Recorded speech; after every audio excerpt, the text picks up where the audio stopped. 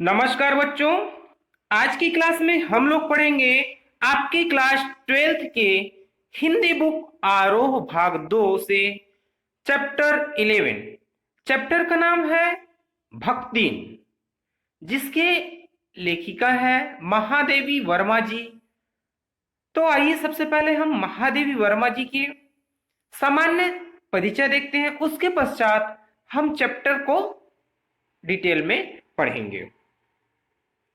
ठीक है। तो महादेवी वर्मा जी का जन्म सन 1907 में फर्रुखाबाद उत्तर प्रदेश में हुआ था। महादेवी वर्मा जी की जो प्रारंभिक शिक्षा है, जो स्कूली शिक्षा है, वो इंदौर में हुई और इनकी उच्च शिक्षा इलाहाबाद यूनिवर्सिटी से संस्कृत विषय में पूर्ण हुई। सन 1960 में 1960 में महादेवी वर्मा जी प्रयाग महिला विद्यापीठ का कुलपति के रूप में काम भी की है। 1960 में इन्होंने महिला विद्यापीठ के कुलपति के रूप में इन्होंने काम की और साथ ही साथ ये समाज सेविका के रूप में भी काम करती थी। ये अनेक पत्र पत्रिकाओं में संपादन के भी कार्य करती थी। इन्होंने अपने साहित्यिक जीवन काल में अनेक रचनाएं की हैं, जिनमें से इनके काव्य संग्रह हैं निहार, रश्मि, नीरजा, यामा, दीपशिखा आदि। संस्मरण है अतीत के चलचित्र, स्मृति की रेखाएं, पथ के साथी, मेरा परिवार। और निबंध संग्रह है श्रृंखला की कड़ियां, आपदा, संकल्पिता, भारतीय संस्कृति के स्वर। इस प्रकार से इन्होंने अपनी साहित्यिक जीवन काल में अनेक काव्य रचनाएं, गद्य रचनाएं किए हैं। इस कारण से इन्हें अनेक पुरस्कारों से भी सम्मानित किया गया है। इन्हें ज्ञानपीठ पुरस्कार, भारत भारती पुरस्कार और पद्म भूषण जैसे अनेक पुरस्कारों से सम्मानित किया गया है। इनकी भाषा शैली देखें तो महादेवी वर्मा जी अपनी रचनाओं में संस्कृत शब्दों का प्रयोग की है या फिर करती थी, लेकिन फिर भी से इनकी भाषाएं सहज एवं सरल है, जो आम लोगों के समझ में आने वाली है। हम कह सकते हैं कि इनकी भाषा शैली जो है बहुत ही ज्यादा प्रभावशाली है। ठीक है, ये तो रहा महादेवी वर्मा जी का सामान्य सा जीवन परिचय। अब आते हैं हम चैप्टर की ओर। चैप्टर का नाम है भक्ति। यह जो भक्ति पाठ है एक संस्मरणात्मक रेखा चित्र पाठ है। कैसा पाठ है?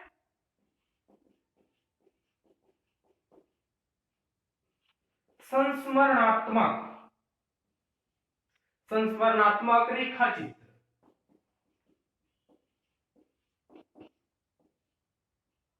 ये संस्मरणात्मक रेखा चित्र मतलब संस्मरण और ये रेखा चित्र। संस्मरण का मतलब क्या होता है? सम्यक स्मरण। संस्मरण मतलब सम्यक स्मरण और सम्यक का मतलब होता है संपूर्ण। ठीक है, सम्यक का मतलब होता है संपूर्ण, मतलब संस्मरण, स्मरण करना, उसको याद करना, अपने चित्त में पुनः लाना, फिर से उसको याद करना। और रेखा चित्र का मतलब क्या होता है? रेखा चित्र जब लेखक या लेखिका, राइटर जो है, किसी घटना, व्यक्ति या दृश्य का चित्रण इस प्रकार से करता है कि उसका दृश्य जो है हूबहू एकदम सेम टू सेम, उसका दृश्य, उसका पिक्चर जो है पढ़ने वाले या सुनने वाले के दिमाग में चलने लग जाता है, या फिर जो पढ़ने वाला होता है, जो पाठक होता है, या श्रोता होता है उसको ऐसा लगता है कि मैं उस घटना को देख रहा हूं, ऐसा लगने लग जाता है, तो उसको क्या बोलते हैं, रेखा चित्र बोलते हैं। रेखा चित्र का सामान्य से डेफिनेशन क्या हो जाएगा, लेखक द्वारा जब किसी घटना, व्यक्ति या दृश्य का चित्रण या लेखन या वर्णन इस प्रकार किया जाता है कि उसका या फिर उस घटना का दृश्य या उसका पिक्चर हूबहू पाठक के मन में बनने लग जाता है, उनके दिमाग में बनने लग जाता है, उसको बोलते हैं रेखा चित्र। ठीक है, रेखा चित्र जो है जरूरी नहीं कि वास्तविक हो, रियल हो, यह जो है काल्पनिक मन गढ़ंत मन से बनाई भी हो सकती है और ये वास्तविक रियल भी हो सकती है। ठीक है, इसमें यह जरूरी नहीं है कि जो लेखक है, जो राइटर है, वो उस घटना स्थल पर मौजूद रहा हो, यह जरूरी नहीं है। लेकिन संस्मरण जो होता है वो राइटर की यादें होती है, मतलब उनकी एक अनुभव होती है, पुरानी अनुभव होती है, उसी को वो लिखता है। लेकिन जब अपनी पुरानी अनुभव को वो ऐसा लिखता है कि जैसे वो उसका पिक्चर जो है पाठक के मन में बनने लग जाता है, तो उसको हम क्या बोलते हैं, संस्मरणात्मक रेखा चित्र बोलते हैं। संस्मरण का डेफिनेशन एक बार और बता देता हूं, क्या होगा संस्मरण का डेफिनेशन, लेखक जब अपने निजी अनुभव, अपने खुद के अनुभव को जो उनके ऊपर बीत चुका है, उसको किसी व्यक्ति या घटना या वस्तु के माध्यम से बताता है या फिर रखता है, तब उसको हम क्या बोलते हैं, संस्मरण बोलते हैं। संस्मरण का डेफिनेशन क्या होगा, लेखक जब अपने निजी अनुभव को किसी व्यक्ति, वस्तु या घटना के माध्यम से रखता है, उसको हम संस्मरण कहते हैं। ठीक है, तो यह चैप्टर कैसा चैप्टर है, संस्मरणात्मक रेखा चित्र है। जैसे हम लोग एकांकी पाठ पढ़ते हैं, कहानी पाठ पढ़ते हैं, वैसे ही यह चैप्टर जो है संस्मरणात्मक रेखा चित्र पाठ है। ठीक है, यह समझ में आया कि संस्मरणात्मक रेखा चित्र क्या है, मतलब अपनी पुरानी बातों को, मतलब जो बातें हैं उसको स्मरण में लाना, उसको अपने चित्त में लाना, उनको याद करना और याद करके उसको ऐसे लिखना कि जो श्रोता है या जो पाठक है उसके मन में ऐसा दृश्य बन जाए कि वो जो पाठक है, जो पढ़ने वाला है, वो उस दृश्य को देख रहा हो, या फिर उस पाठक को ऐसा लगे कि जो राइटर है वो उस घटना स्थल पे मौजूद हो, ऐसा उनको फील होने लगता है, उसको बोलते हैं रेखा चित्र। तो संस्मरणात्मक रेखा चित्र मतलब यह एक वास्तविक रेखा चित्र है। ठीक है, अब आते हैं इस चैप्टर में आगे। यह जो चैप्टर का नाम है भक्ति, इस चैप्टर में आपको बहुत सारे पात्र मिलेंगे। पात्र में तो भक्ति जो है मुख्य पात्र है, इनकी नाम लक्ष्मी रहती है। इसके मुख्य पात्र कौन है, मुख्य पात्र ये भक्ति ही है। ठीक है, इनकी नाम क्या है, लक्ष्मी, इसको लक्ष्मी भी बोलते थे, लक्ष्मी मतलब लक्ष्मी बोलते थे। ठीक है, इसके अलावा इस चैप्टर में मुख्य पात्र इस भक्ति के अलावा महादेवी का भी रोल है। इसमें भक्ति की जो परिवार वाले हैं, उनके पिताजी और उनकी सौतेली माँ की, और भक्ति के ससुराल वाले, उनके जो बड़े जेठ हैं और उसकी जेठानी हैं, इनका भी चित्रण थोड़ा सा इसमें किया गया है। लेकिन इसका मुख्य पात्र, इस चैप्टर का मुख्य पात्र भक्ति ही है। ठीक है, तो भक्ति के बारे में बता देता हूं कि ये जो भक्ति है वो बहुत ही पतली दुबली और छोटी कद की एक लड़की है, जिसकी उम्र जो है बहुत ही कम उम्र में इसकी विवाह कर दिया जाता है इस चैप्टर में। तो इस चैप्टर का थोड़ा सा सार बताता हूं, फिर उसके बाद हम इस चैप्टर को डिटेल से पढ़ेंगे। ठीक है, इस चैप्टर में होता क्या है, ये भक्तिन एक लड़की है जो छोटी कद की होती है, पतली दुबली सी होती है। इसकी एक सौतेली माँ रहती है। इसकी जो सौतेली माँ है वो भक्तिन को पसंद नहीं करती है। वैसे भक्तिन इनका प्रारंभिक नाम नहीं है, इनका प्रारंभिक नाम जो है लक्ष्मी है, लक्ष्मीन मतलब लक्ष्मी है। इनको इसकी जो सौतेली माँ है वो बहुत ज्यादा यातनाएं भी देती है, इनको अपनी जो प्रारंभिक जीवन है उसको कष्टों से सहन वहन कष्ट से भरा है इसका जो जीवन है वो। इनकी जो शादी है, लक्ष्मी की शादी जो है बहुत ही कम उम्र में, बचपन में ही कर दिया जाता है। जब ये ससुराल जाती है तो वहां भी इनको बहुत ही ज्यादा कष्ट झेलना पड़ता है। फिर यह जो भक्तिन है शहर की ओर चली जाती है, वहां जाकर के इनको लक्ष्मी नाम से भक्तिन नाम दिया जाता है, क्योंकि यह जो है कुछ मालाएं पहनती है, तो जिससे महादेवी वर्मा जो है इनको भक्तिन नाम दे देती है। और वहां यह जो भक्तिन है वो महादेवी वर्मा जी के साथ में मिल करके उनकी जो है सेवा करती है, उनके साथ काम करने लग जाती है, मतलब उनकी सेवा ही करती है। इस प्रकार से वो महादेवी वर्मा जी के घर की एक सदस्य बन जाती है। ठीक है, इस चैप्टर में महादेवी वर्मा जी ने लक्ष्मीन के जीवन की घटनाओं को 4 बिंदुओं में बांटी है। कौन कौन से? पहला लक्ष्मीन की बचपन, लक्ष्मीन के बचपन और वैवाहिक जीवन के बारे में।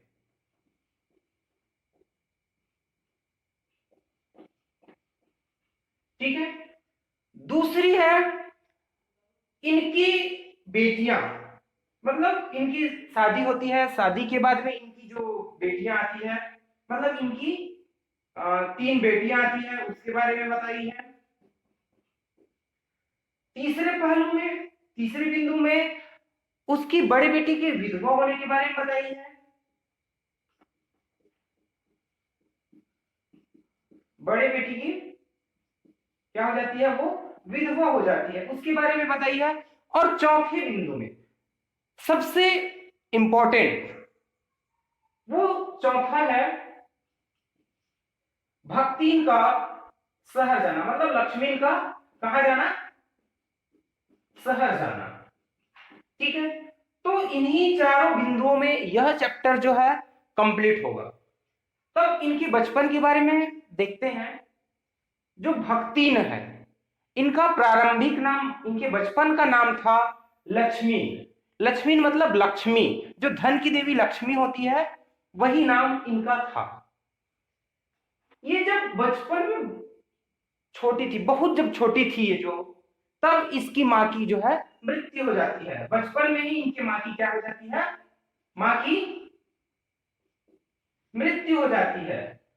और इनकी माँ की मृत्यु के पश्चात में इनके जो पिताजी हैं, इनके जो पिताजी हैं वो नई शादी कर लेते हैं और इनके लिए, लक्ष्मी के लिए सौतेली माँ ला देते हैं।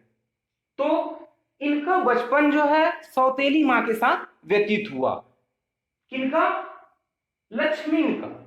और जब ये 5 वर्ष के ही थे, जब ये 5 वर्ष की ही थी, कितने वर्ष की थी?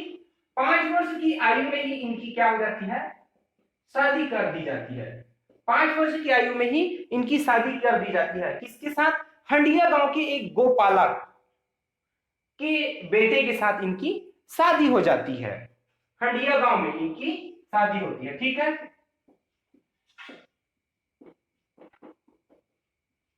हंडिया गांव में इनकी शादी हो जाती है और लगभग ये 9 वर्ष की थी।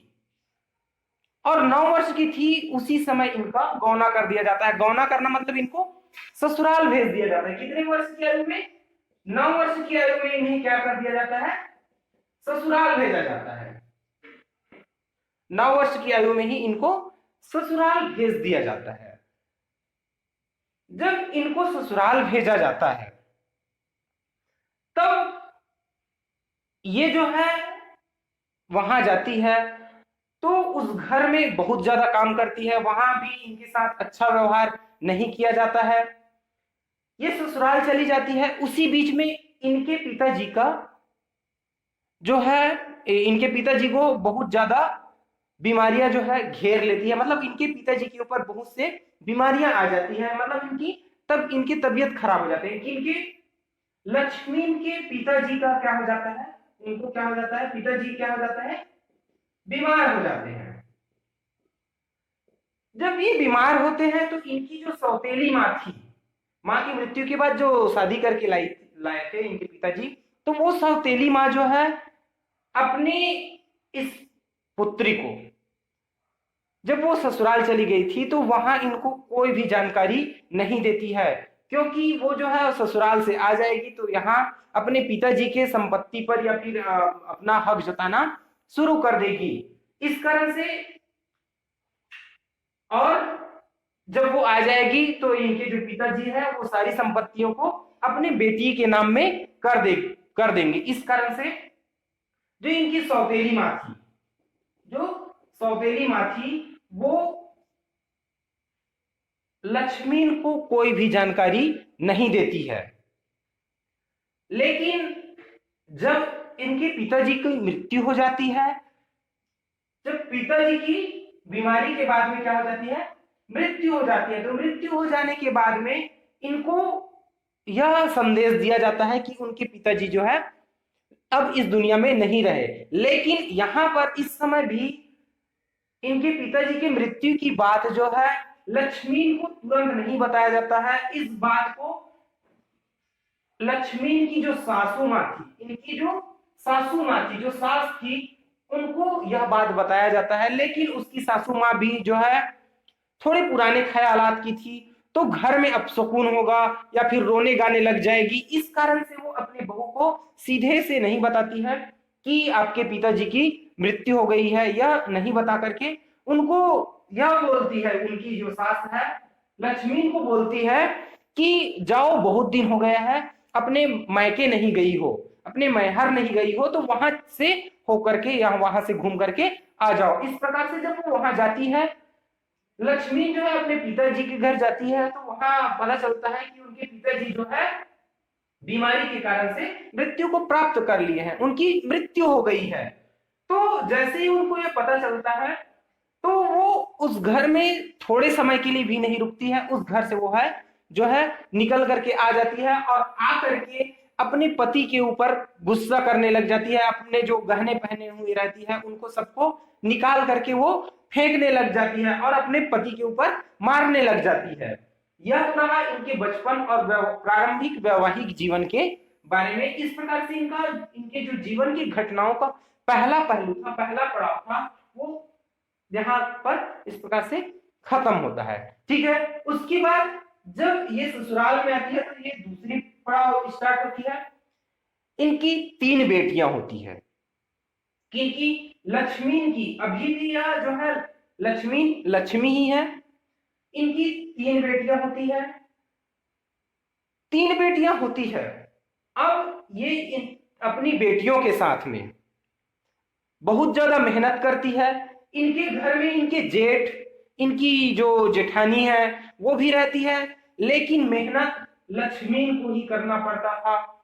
लक्ष्मी मेहनत करती थी और अपनी बेटियों के साथ भी वो बहुत ज्यादा काम करती थी। लेकिन इनके जो जेठ के इनके पुत्र थे, ये इनके जो पुत्र थे वो कभी काम में नहीं जाते थे और घर में बैठ करके ही खाते थे।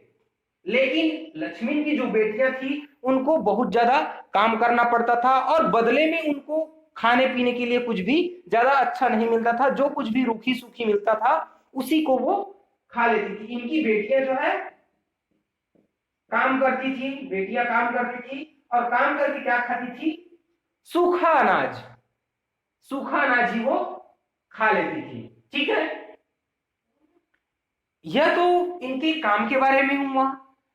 इस प्रकार से जब इनकी बेटियों में बड़ी जो बेटी थी, वो बड़ी बेटी क्या हो जाती है, बहुत बड़ी हो जाती है बड़ी बेटी। तो बड़ी बेटी का ये जो लक्ष्मी के जो पति थे वो विवाह कर देते हैं, बड़ी बेटी का विवाह करते हैं, बड़ी बेटी का विवाह किया जाता है।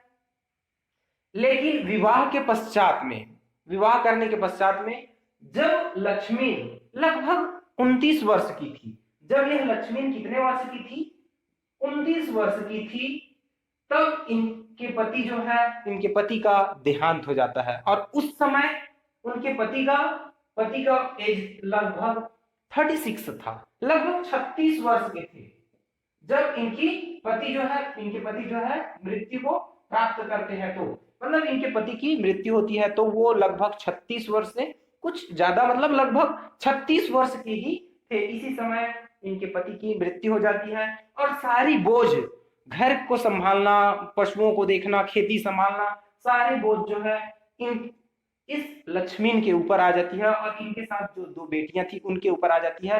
लेकिन फिर भी से यह जो है हार नहीं मानती है। लक्ष्मीन जो है कड़ी मेहनत करती है और मेहनत करके अच्छे काम करती है। और वो क्या, अपने जो दो बेटियां थी, जो पहली बेटी की विवाह होता है, उसके बाद दो जो बेटियां बची थी, दो बेटियों की वो क्या करती है, इनकी भी वो विवाह कर देती है। दो बेटियों की विवाह करने के बाद में जो बड़ी बेटियां थी, उनकी जो बड़ी बेटी थी, उनका जो हस्बैंड था, उनकी जो बड़ी बेटी का विवाह हुआ, उनके जो पति थे, उनके पति को वो क्या करती है, घर जमाई बना लेती है। जो बड़ी बेटी के जो पति थे उनको लक्ष्मी जो है घर जमाई बना करके रखती है ताकि घर की देख रेख हो सके। लेकिन यहां पर भी जो लक्ष्मी के जो जेठ थे वो यह चाहते थे कि लक्ष्मी जो है यहाँ ना रहे, वो यह घर छोड़ करके चले जाए, जिससे उनकी जो सारी संपत्ति है वो हमारी हो जाए। यह वो हमेशा सोचते रहते थे। लेकिन लक्ष्मी जो है हार नहीं मानी और अपने घर में ही रहने की वो ठान ली और वो अपने बड़ी बेटी की, मतलब अपने बड़े दामाद को घर जमाई बना लेती है और अपने सिर को वो मुंडवा लेती है, गंजे करवा लेती है और कंठी माला धारण कर लेती है और घर में ही रहने लग जाती है। मतलब पुराने समय में यह रिवाज रहा होगा कि जो पत्नियां हैं वो अपने पति की मृत्यु के बाद सिर मुंडवा लेती है, इस प्रकार से रिवाज रहा होगा। आज भी कई जगहों पर यह रिवाज है, लेकिन बहुत कम यह देखने को मिलता है।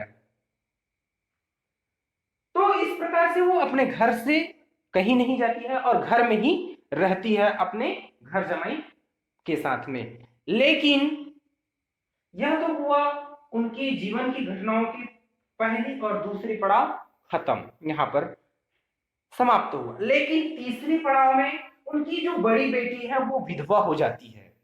इनकी जो बड़ी बेटी है वो क्या हो जाती है, विधवा हो जाती है। जो पति को घर जमाई, अपने दामाद को घर जमाई बना करके लाए रहते हैं, वो उनकी जो है मृत्यु हो जाती है। जब उनकी मृत्यु हो जाती है तो इनकी जो बड़ी बेटी है वो विधवा हो जाती है। अब विधवा हो जाने पर इनके जेठ जी का जो सोच था वो बदलता नहीं है। वो यहां पर भी अब भी यही सोच रहे होते हैं कि ये जो संपत्ति है वो इनके पास ना जा करके यह संपत्ति जो है हमारी हो जाए, कैसे भी करके इनके पास जो भी संपत्ति है वो हमारी हो जाए। इसलिए वो क्या सोचते हैं, वो लक्ष्मी को बोलते हैं कि आप जो है मेरे साले के साथ में अपनी बेटी का विवाह कर दीजिए। लेकिन लक्ष्मी जो है नहीं मानती है और इनकी जो बेटी है वो भी नहीं मानती है। लेकिन क्या होता है, एक बार लक्ष्मी जो है घर में नहीं रहती है, काम की वजह से कहीं गई रहती है। उस समय साजिश के चलते इसकी जो बेटी है वो घर में अकेली रहती है, तो इसके जो जेठ है वो साजिश रचते हैं और साजिश रच करके जिस घर में ये लक्ष्मी की जो बेटी है वो अकेली रहती है, उसके रूम में अपने जो साले को, लक्ष्मी के जो जेठ है वो अपने साले को उस कमरे में बंद कर देते हैं। और लेकिन बंद कर देते हैं और बंद करने के बाद लक्ष्मी की जो बेटी है वो उनको मार मार कर अपने रूम से, अपने कमरे से बाहर तो निकाल देती है। लेकिन तब तक के उनके जो जेठ थे वो पूरे गांव में हल्ला कर चुके थे कि ये दोनों एक कमरे में हैं।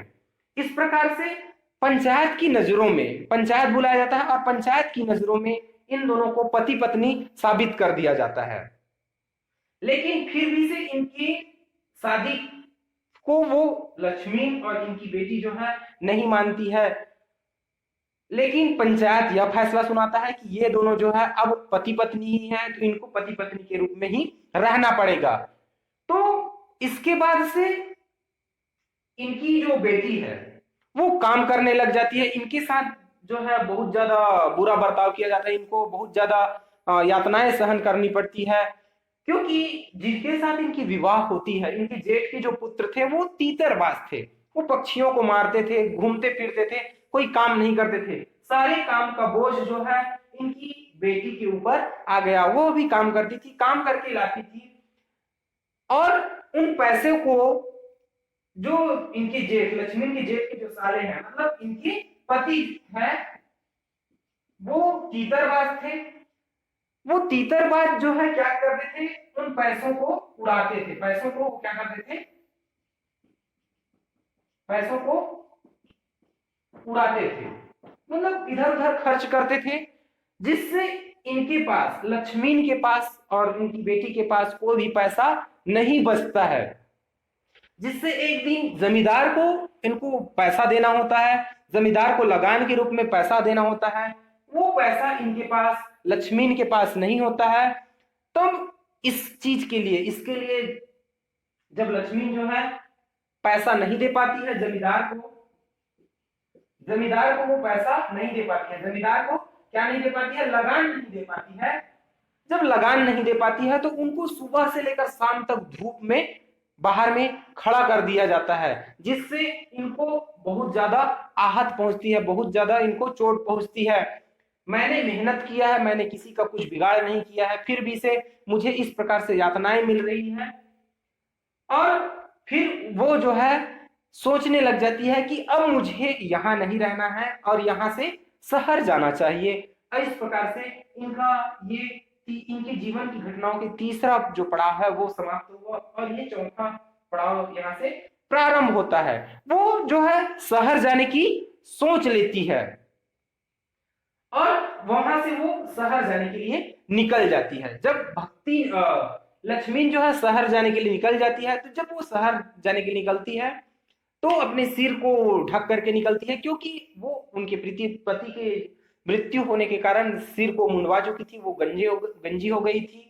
तो देखने से ऐसा लग रहा था कि यह जो है वैराग्य धारण कर लिए हैं और साधु संतों की तरह रहने लग गई है, ऐसा लगता था। जब ये काम के लिए महादेवी वर्मा के पास जाती है तो उनको अजीब सा लगता है। तो महादेवी वर्मा जी पूछ लेती है कि क्या आप खाना बना सकती हैं, काम कर सकती हैं, क्योंकि वो ऐसा साधु सन्यासी की तरह लग रही थी। कौन? ये जो है भक्ति लक्ष्मी।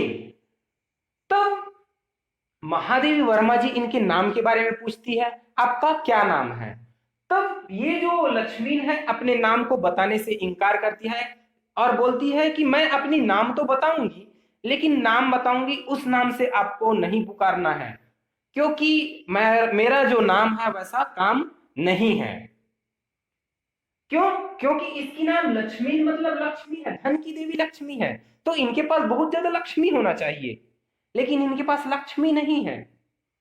तब इस कारण से वो बोलती है कि जैसा मेरा नाम है वैसा काम नहीं है, फिर वैसा ही मेरे पास कुछ भी लक्ष्मी नहीं है, मेरा नाम लक्ष्मी है। तो महादेवी वर्मा जी जो है उनकी वेशभूषा के कारण और गले में कंठी माला पहनी रहती है यह लक्ष्मी, इस कारण से उनको एक नया नाम दे देती है। उनका नाम देती है भक्ति। इस प्रकार से महादेवी वर्मा जो है उनको भक्तिन नाम देती है और इनका नाम भक्तिन पड़ जाता है। तो यह भक्तिन जो है अब से भक्तिन नाम पड़ गया इनका, यह जो भक्तिन कहलाने लगी, इनका लक्ष्मी नाम जो है छूट गया। तो जब ये भक्तिन जो है महादेवी वर्मा के साथ मिली तब उनकी बहुत ज्यादा सेवा करती थी, सादगीपूर्ण जीवन व्यतीत करती थी और आदर्श सेविका के रूप में काम करती थी, स्वामी भक्त का काम करती थी। जिस प्रकार से हनुमान जी जो है राम और सीता जी का सेवक था, उसी प्रकार से ये जो है महादेवी वर्मा जी की सेविका बनकर रहती थी।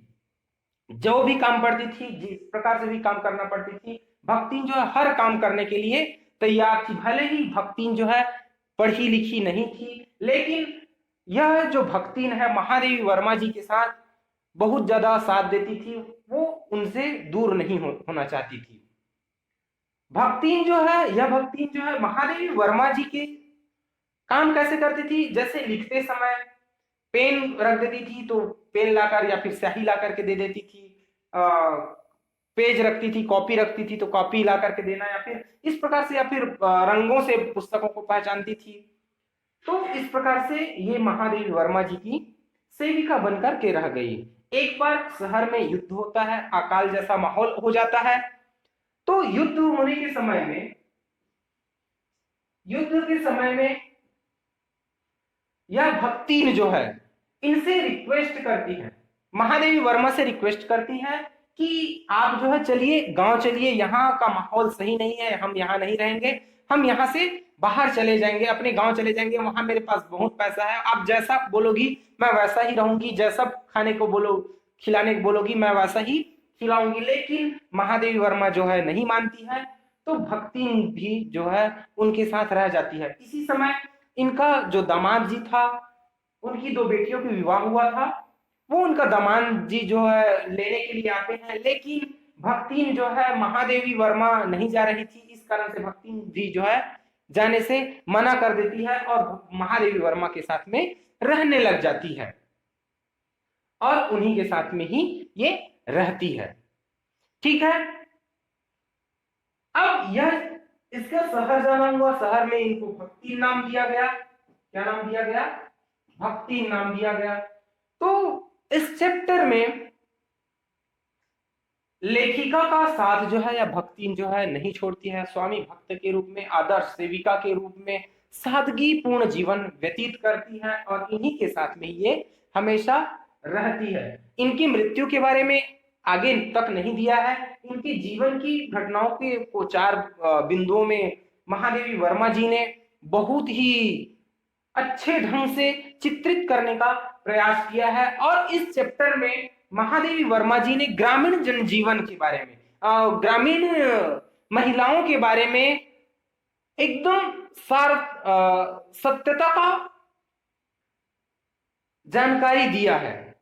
उन्होंने, महादेवी वर्मा जी ने इस चैप्टर में यह दिखाने का प्रयास किया है कि किस प्रकार से गांव की लड़कियां जो है पढ़ी लिखी नहीं होती है और उन्हें किस प्रकार से समाज में शोषण का शिकार होना पड़ता है, उन्हें तरह तरह से यातनाएं दी जाती है, चाहे उनको घर में हो या ससुराल में हो, लड़की समझकर उनको तरह तरह के यातनाएं दी जाती है। फिर भी से ये लड़कियां, ये महिलाएं जो है अपने परिवार का ख्याल रखती है, बहुत ज्यादा ये जो है मेहनती होती है। और गांव में किस प्रकार से लड़कियों की जो विवाह कम उम्र में कर दिया जाता है, उसके बारे में इस चैप्टर में महादेवी वर्मा जी ने बताने का प्रयास किया है। और इस चैप्टर में, इस चैप्टर का जो शीर्षक दिया है वो बहुत ही ज्यादा सार्थक लगता है। इस प्रकार से महादेवी वर्मा जी का यह प्रयास जो है बहुत ही अच्छा रहा।